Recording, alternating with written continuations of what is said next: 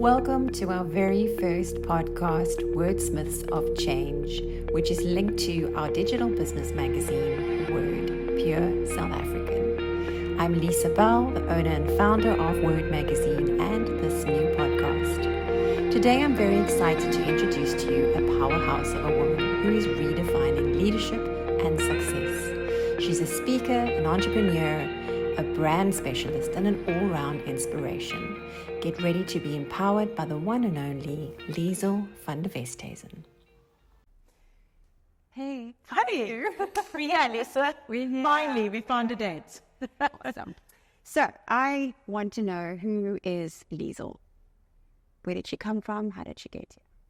I am this really quirky, I'm using descriptive words that people use to describe me. I like to be different and unique, so I often play on my giraffe nickname.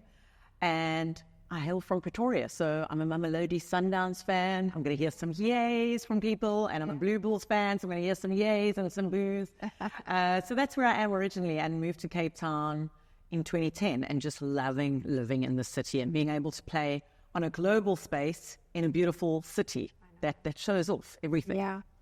And what do you do? It's like no one had met you. I've met you for the first time. Tell me what makes up Liezel, and what's your mission, your purpose, all those kind of things. I loved, my business coach actually gave me this advice when I said, what is a business coach, and what does a business and a mental fitness coach do?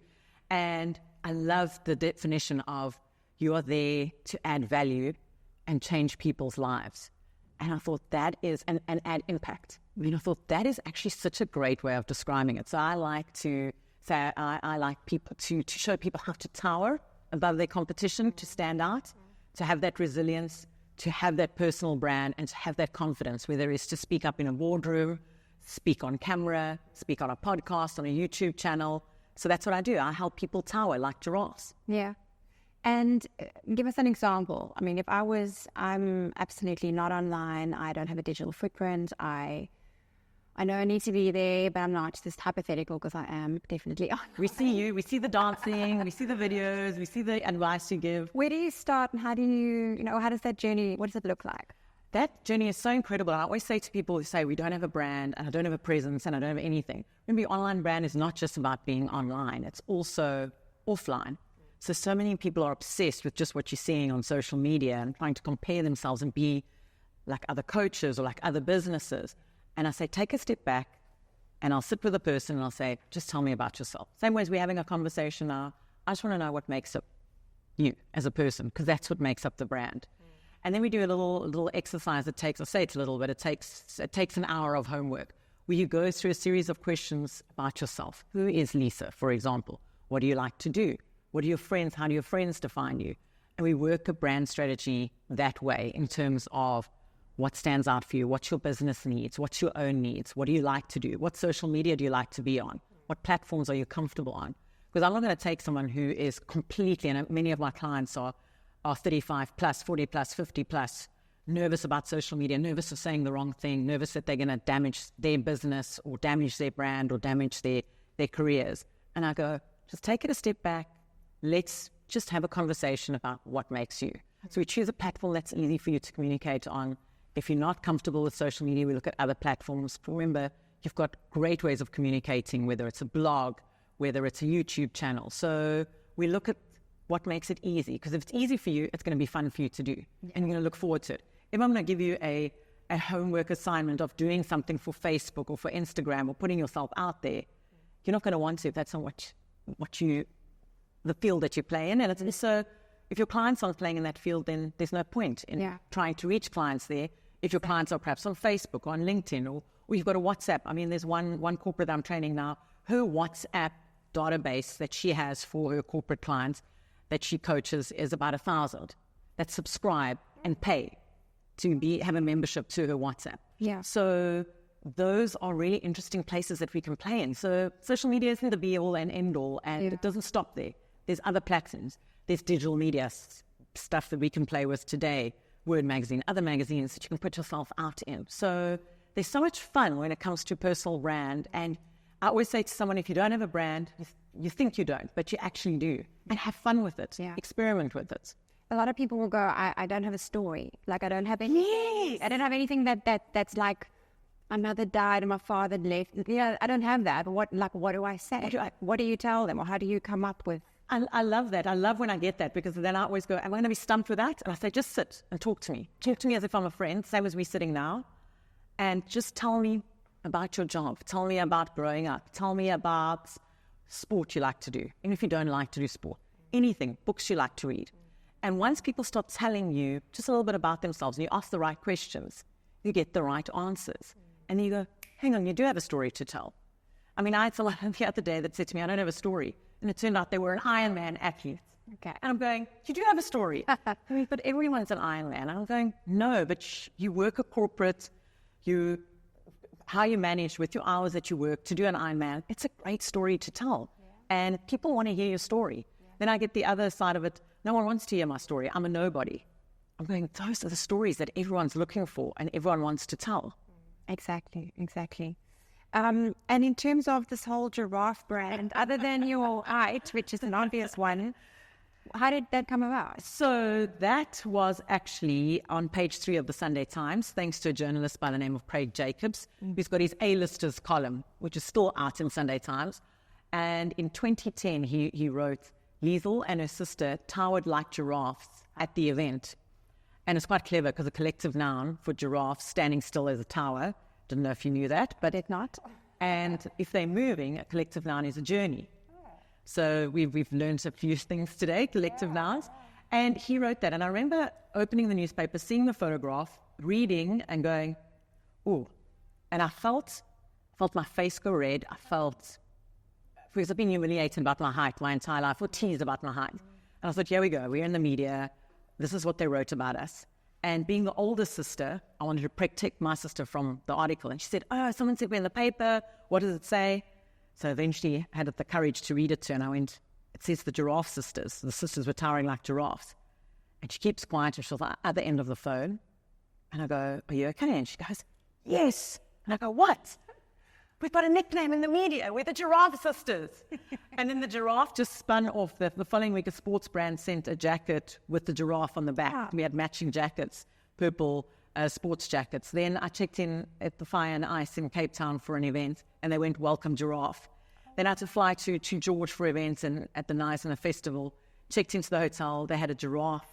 The towels actually made into a giraffe on the bed. It was so random. With a giraffe colouring in book and saying, welcome our giraffe. Yeah. And then all of a sudden people, followers and fans started calling me the giraffe. I got sent giraffe T-shirts. Yeah. I got sent giraffe makeup bags. Anytime someone saw something with a giraffe or went to the Kruger and saw a giraffe, I'd get a photo on social media. Yeah. So it just spun out in that way. And it was only until a business coach came from the States.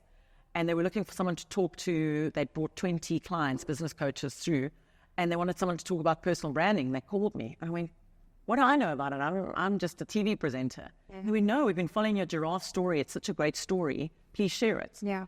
And that's how I started the Giraffe brand, talking about personal branding, talking about mental resilience, talking about coaching, presenting, confidence skills, and it all packages back into a Giraffe brand. Yeah. Yeah, which is, again, what people, they think they need to something, but it has to happen organically. Yeah. So sometimes, yes, sometimes something that you teased about or something that you think is nothing is actually your passion and could be something that could make money. Yeah, initially we're like, I don't like it. Yes, I was almost in tears when I read that article. So, and it only took someone, and I always say that sometimes we downplay ourselves as South Africans. We don't see ourselves on a global stage. And it takes someone from international to say, hey, come and talk to our international clients. Yeah. This is what we've seen. Yeah. And I'm going, wow, and it's true for everyone in South Africa. We've got such a great global playing field, but sometimes we sell ourselves short. Yeah, true. And then tell me, give an example of, because your brand is pretty much also very much a social impact focus. So tell me, give an example of, you don't have to name names, but a client that perhaps, you can say, this is what we did for them, this is where they were and now where they are and how you... I'll use one example. I'm happy to name a company called Wolf Cakes. And during lockdown, Kathy, who ran Wolf Cakes, had a doggy daycare.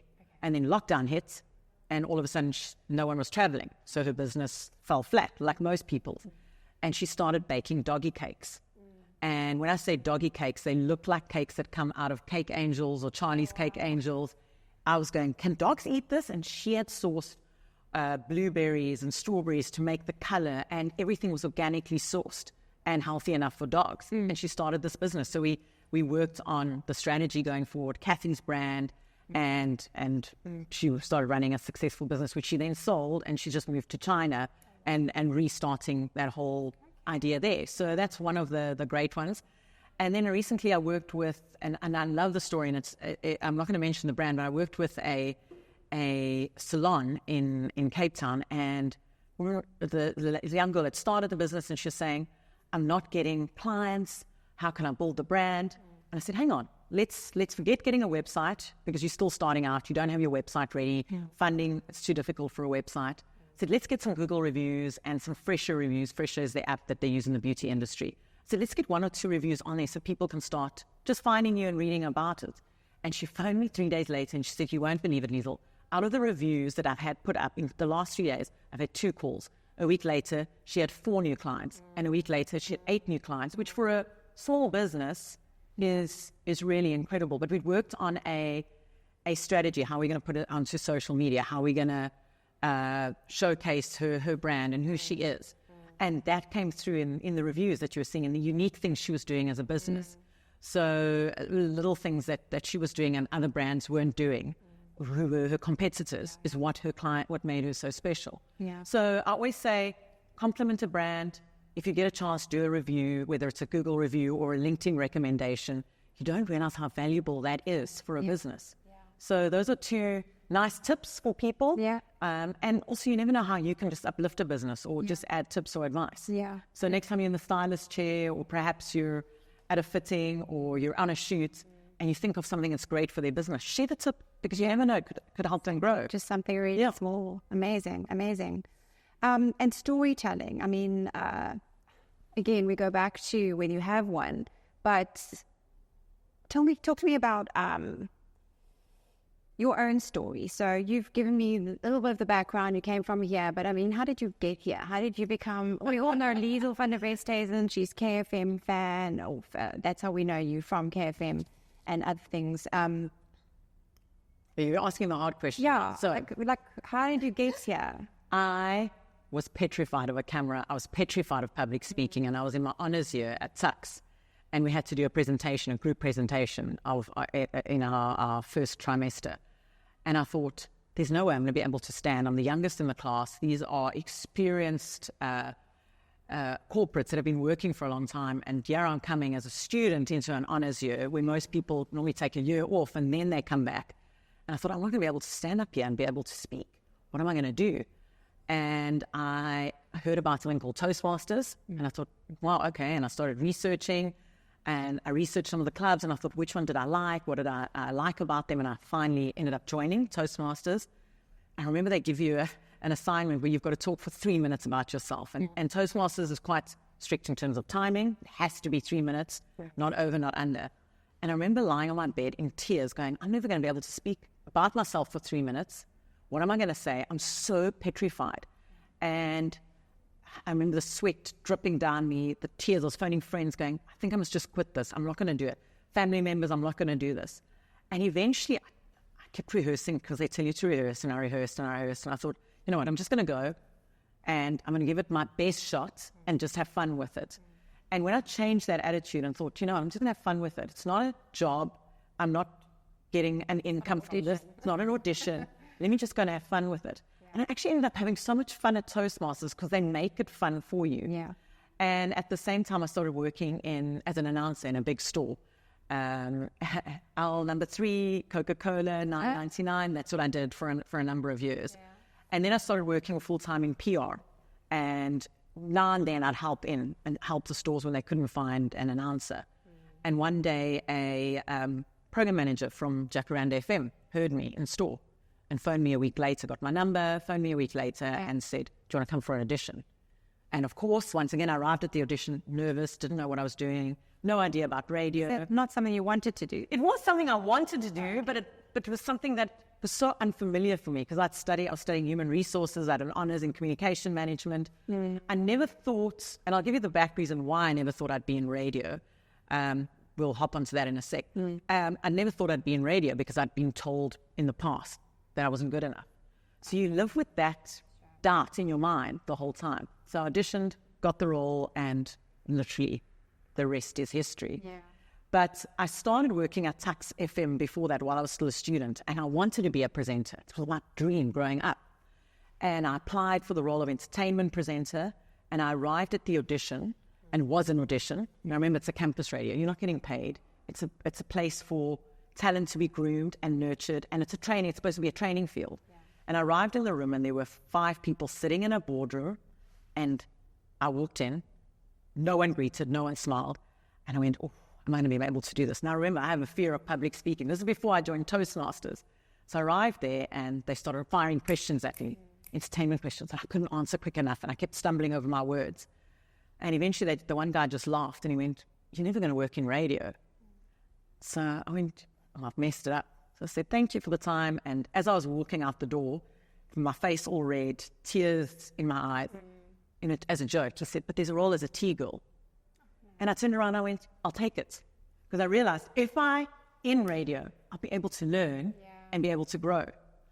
And they laughed. They're like, no, there's no tea girl role. And then all of a sudden I could speak. And I was like, but you've just offered it to me. Yeah. So I ended up working in radio as a tea girl and then moving into the music department. That person's name was Gareth Cliff. Wow. So, and then we went on later. That makes sense. Later, I presented Idols, and he was one of the judges on Idols. So we had a good laugh about this later on. But it's amazing how we downplay ourselves. Yeah. I mean, reflecting back on that, yeah. we take other people's words for what we're not good enough at. But just also to that is that, and I don't want to stereotype any young people, is that a lot of them are not willing to do the tea girl thing. They're not willing to actually, they see it, well, if I do that, I'm going to be stuck there forever. They don't see that it's a stepping stone to a bigger thing. But it's also a job. I mean, exactly. Tea girl, receptionist, everyone starts somewhere. And I always say to whenever I'm in a corporate situation, I mean, I've seen receptionists that have gone on to be TV presenters. Yeah. I've seen receptionists that have gone on to be CEOs of companies. So you're only as far away from your next job interview. And I say receptionist is a great way because that's where people are able to see you. And you're the face of the company. Yeah. And people don't realize how important that is. Yeah. But there's a great story about the actor and TV director and movie director Tyler Perry. Yeah. Someone tweeted a photo of a young actor. I think it was in the Cosby Show, and he wasn't an actor anymore. He's working in a restaurant, waitering. And they went, "Oh, look how the mighty has fallen. Look at this guy. We can't get a job in Hollywood now. He's just waitering." It was quite a demeaning post. And Tyler Perry came across this post and went, "Why are you degrading someone for working an honest living, whether it's waitering, cleaning, whatever it is?" And he actually went to the restaurant and saw who it was and ended up offering him a role on a new movie. So it doesn't matter where you work. And sometimes, and COVID's taught us that, sometimes we do have to take a step back. Sometimes we have to take that receptionist role or the tea girl role or work so we can put food on the table to provide for our family. Yeah. So it doesn't matter what you're doing. Yeah. As long as it's an honest day's job, we need to realize we need to respect people's roles within an industry and within in the world. Yeah, yeah. So if you were sitting across from your 18-year-old self right now, what would you tell her? I would wish she'd tell me something, because I remember being 18 and I didn't worry about, I had the craziest hair color. Yeah. I had the craziest, my first year in varsity. I had the tie-dye skirts, and life then got in the way, and people told you, that's not how you dress. That's not how you look. I arrived in my honors year in human resources, and the lecturer went, "Oh, you're in the class?" And I went, "Yes." He goes, "Aren't you supposed to be on the arts campus?" And I went, "No." So it's amazing how people are judged, and you put yourself in a box eventually. So I want my 18-year-old self to tell me now, it's okay to be unique. It's okay to tower above the rest. I think you are. So it took a long time to get there, but you still have those doubts. But then I'll tell my 18-year-old self not to take yourself so seriously. Yeah. It's okay. Have fun. Yeah. Use your teenage years, use your 20s, use your 30s, use your 40s. Just have fun with life. Yeah. 50s, 60s. Yeah. I work with a brand that's an artist who is 78. They only started art 3 years previously. So the world is changing. People are living for longer. Exactly. People are in the workplace for longer. Entrepreneurs are starting later. I mean, we know the KFC, Colonel Sanders only started at 65. Yeah. So we are seeing amazing things coming out of, it's not even the silverhead generation anymore. No, I mean, I was listening to something the other day, and there are a lot of 40, 50 plus new entrepreneurs evolving. And I wouldn't recommend it. I'm like, if you can start earlier, start earlier. But I say go for it. Just go for it. And sometimes it takes that long to actually find your thing. Yeah. To find your, not your passion, but just, your niche. Maybe you take a little bit longer to sort of know, okay, I'm ready now. If I tried this at 20, I would have messed it up. But now I'm here. So. But it's okay to mess up. We're so scared of failure. So when we are 20s fail, when we are 30s fail, then someone says, stop failing when you're 40. And I'm going, why? 50 fail, 60 fail. Because if you look at when we learned to ride bikes, because I know you cycle, I cycle, how many times did you fall off when you started? But you got back on. Yeah. And you started learning quite late in life. I also started riding quite late in life. And there's so many people that start later in life. Yeah. So I just say support those businesses. A lot, and I'm finding that with my coaching business, it's a much older population that's coming through. It's the 40 and 50 and 60 plus that are restarting careers, restarting businesses in a new role, and they've lost that idea of who they are and where they should be, and their story and their brand. Would you say that is a demographic that you work with mostly, and also that you feel more comfortable with? I work across, but I'm mainly in terms of my mental fitness coaching, my executive coaching, and my media and presenting skills, female founders and female leaders within organizations. Just happen to work that way. But that being said, I have so many male clients as well. So if you need the brand or the mental fitness side of things, I'm there. If it's the right fit. As I say, don't get a coach if you're not going to get on with. Exactly. I had a business coach that told me to grow my hair because short hair is not appealing as a coach. Oh. Yeah. Did you fire her? Yeah. Fired him. Fire. Yeah. Gosh. And let's talk about mental fitness coach. What is that? So mental fitness coach is someone that helps you build resilience, build confidence. It's a great tie-in with your executive coach. So to find a coach that has both elements and offers both elements. So we work on what is called the PQ, or the positive system, and positive intelligence and positive mental fitness.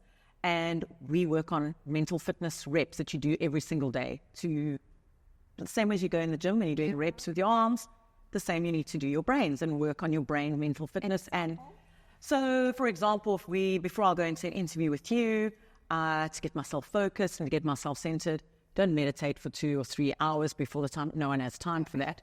We do something like rubbing your 2 fingers together and completely focusing on that. The other thing I do is I'm physically looking at you, noticing you and being really present.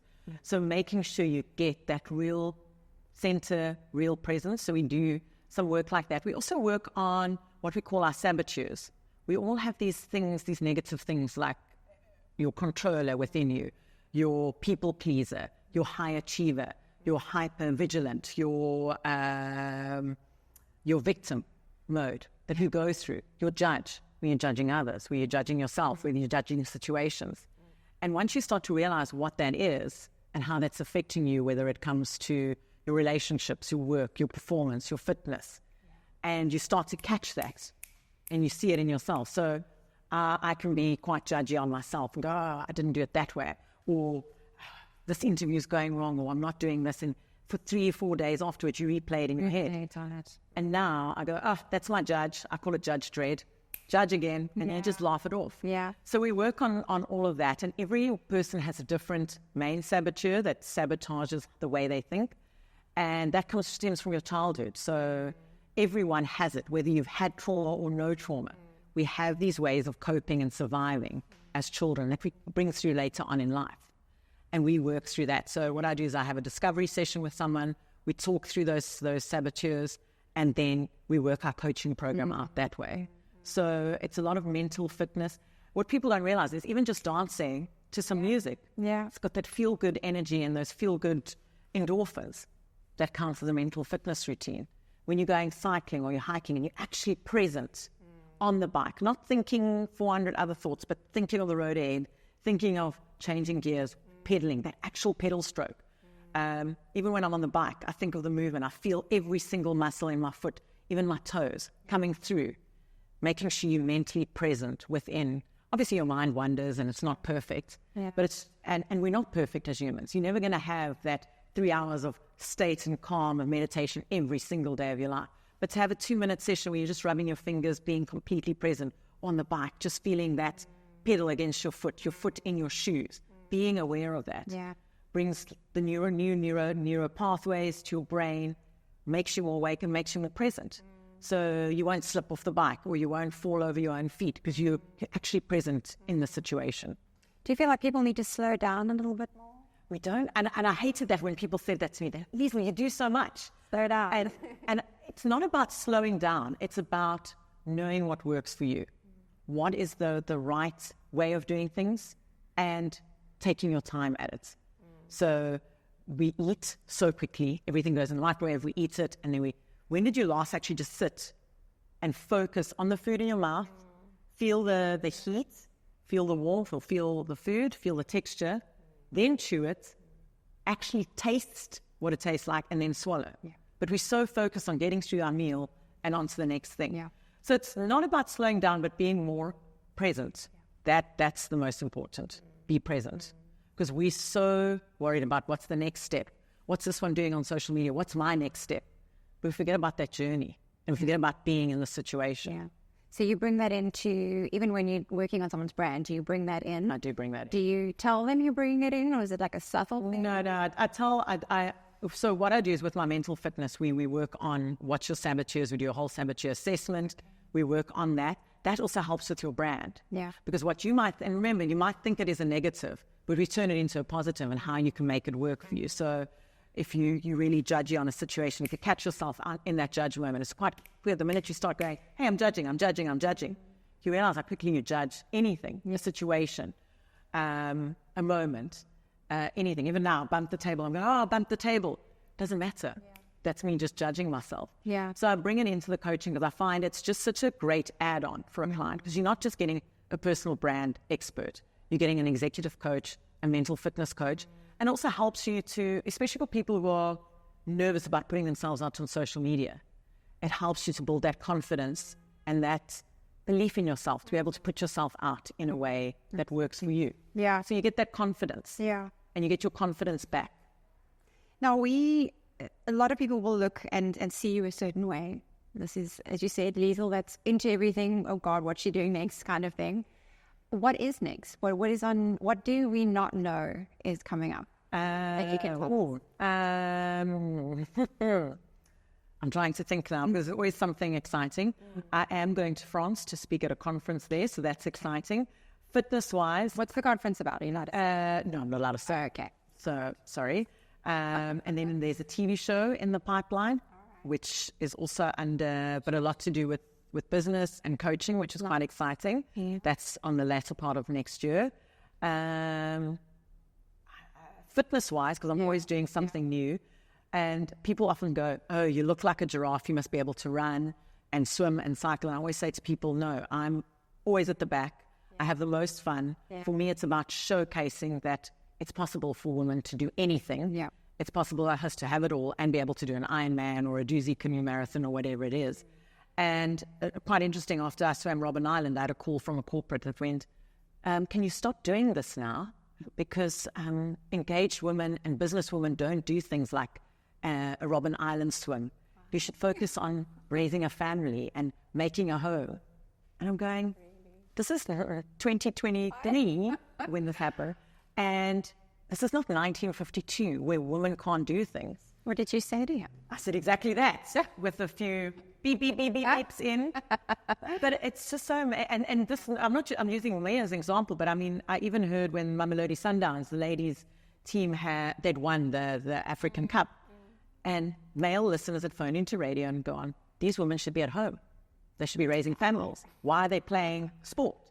And I'm going, these women don't even get paid to play. They're professionals, but they're not earning a salary. They still have to work a full-time job, then get to Midrand, to Curricorp where the field is, and then go play, and then come home, make dinner for the family, finish the corporate life. And literally are doing so they're doing everything. Crazy. So so next year's an interesting sporting year. There is an Epic and Cape Epic on the cards coming up, but not within the next year.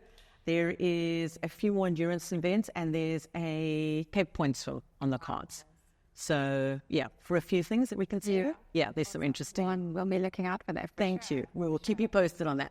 Just a fun question that we always ask. What would you say is your human superpower? That's the one. And then the other is, if you could have a superhuman power, what would you choose? You can go either way, whichever one. My human power is I can actually see someone's brand without them seeing it. That is my superpower. I can literally see a brand within a person and give them their story without, and it's just remarkable for me to be able to do that. I think that's my superpower. And if I had a superhuman power, it would definitely be something. Oh, that is a tough one. So many. I know, there's so many things you'd... Fly. Yeah, but everyone picks those. Fly, invisible, everyone picks those. So... And they all come with their consequences. I know, they do. There's the pros and the cons. I'm just going to pick one. I'm just going to say... I'll just go with the invisibility card. We'll go with that one. Yeah. We won't ask you what you do with that, though, because that's going to be another one to think about.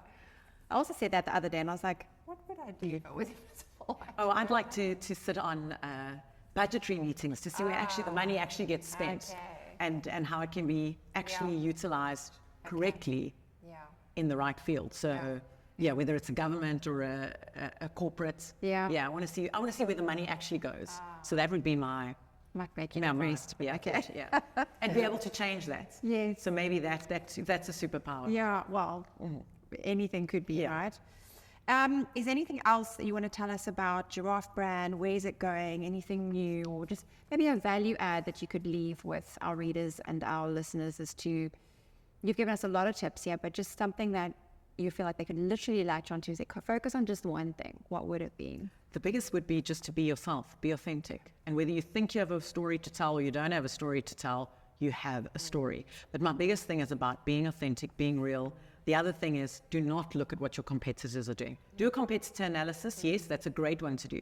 But don't spend every week on your competitors' social media going, oh, they're busier than me. Oh, they're selling this. They did that drink. They did that drink, or they did that trick, or they did that reel. Focus on your journey. And we all, I get caught up in it. And I went, oh, someone did that last week and I'm doing it next week. And I went, no, focus on my journey, my story. So that would be my biggest tip. And then I have loads of free resources when it comes to personal branding. So if you need a personal brand guide or you need a tips, I'm happy to share that. You can just drop me an email. So great. Have fun with that's how we get hold of you. Yes. hello@thegiraffebrand.com. Okay. Are you pretty responsive? Are you very responsive. Accessible. Yeah. Yes. So hello@thegiraffebrand.com. Drop me a mail and we'll get that to you. And also any questions, I'm always happy to answer a question or on social media. Yeah.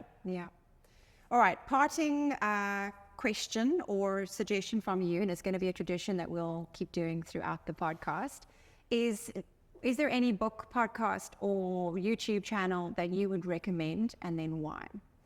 Yes, I brought books. I did bring books. So my first one is an author who's just released a new book, and I actually don't have it in South Africa yet. A business coach named Nick's Pigeon. Now's your chance. A 30-day guide to living your happiest life. Okay. So it's about positive psychology, mental fitness, so all about that. She lived in South Africa for a while. Then every South African business needs to read Ian Furr's book. I'm sure you've read it, Cultureneering, Culture, Diversity, and Customer Service.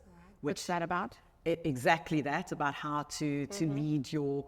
Because we're in a very diverse country, so we've got a very diverse workplace. So making sure you're leading your team correctly. So it really is. And Ian's the man behind Sorbet. All right. Yes, so you're really getting... So it's building a strong business, culture, and diverse workforce that delivers obsessive customer service. So I did love that. And then Jess, who used to be a presenter on 5FM, and she released this book a couple of years ago, and it is still available, From A to Z, the A-lister, How to Build Your Personal Brand. And Gareth Cliff actually wrote the foreword. Ah. So I do have to laugh about that one. So these are my picks for us to have. And then there's so many resources online in terms of if you want to learn something or if you want to grow. And I'm always saying to people, and there's so many amazing businesses that allow their staff, not only in South Africa, but overseas as well. I've heard of a number of South African businesses that do this.